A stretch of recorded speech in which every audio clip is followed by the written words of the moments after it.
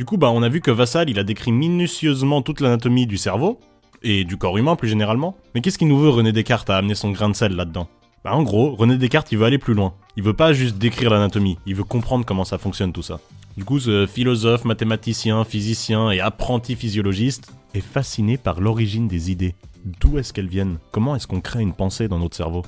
Il écrit un traité qui s'appelle De l'homme, mais il est tellement révolutionnaire et il a tellement peur de l'église qu'il veut même pas le publier de son vivant. Et c'est que en 1662 qu'il est finalement publié en latin. On découvre à l'intérieur que Descartes est un mécaniste, en tout cas pour ce qui concerne le corps. En gros, il pense que le corps fonctionne comme une machine. Une machine merveilleuse, certes, mais une machine, pas forcément un objet de Dieu, quoi. Bizarre pour un croyant comme Descartes. Selon lui, les nerfs c'est comme des petits tuyaux, à travers lesquels il y a une sorte de pression qui est exercée.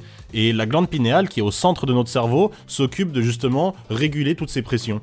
On retrouve de nouveau cette idée de presse là, je sais pas quel était leur problème, ils étaient butés avec leur machine hydraulique. Du coup Descartes, pour expliquer sa pensée, il multiplie les métaphores. Le cerveau est un métier à tisser où s'imprime la mémoire. Le cerveau est un réceptacle de fluide dont l'inclinaison permet d'empêcher de penser à plusieurs choses en même temps. Le cerveau est un orgavant dont la pression régule le sommeil et la conscience. En gros, que le fonctionnement du cerveau n'est ni plus ni moins plus complexe que celui d'une horloge. Plein de petits mécanismes et plein de petits rouages qui font que j'arrive à bouger ce bras. Mais alors, pourquoi on retient le dualisme de Descartes? On dit que d'un côté, il pensait à que notre corps est une machine, et que de l'autre côté, il y avait une sorte de souffle de Dieu dans notre âme. En fait, parce que selon lui, on pouvait expliquer tous les mouvements de notre corps, tous les trucs un petit peu basiques qu'on arrive à faire, mais c'était impossible d'expliquer le langage. Pour lui, c'était pas possible d'avoir une machine assez complexe pour pouvoir produire ce qu'on fait avec notre bouche. Les possibilités sont tellement énormes dans les différentes phrases qu'on peut faire que selon lui, c'était tout simplement pas explicable par sa théorie. Donc du coup, il devait bien y avoir quelque chose d'autre. Et ce quelque chose d'autre, c'est Dieu.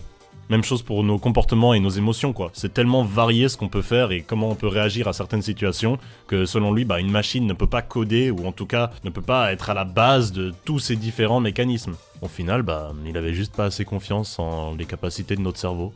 Parce que, je sais pas si Dieu existe, mais il y a bien une zone qui s'occupe du langage et qui le produit dans notre cerveau.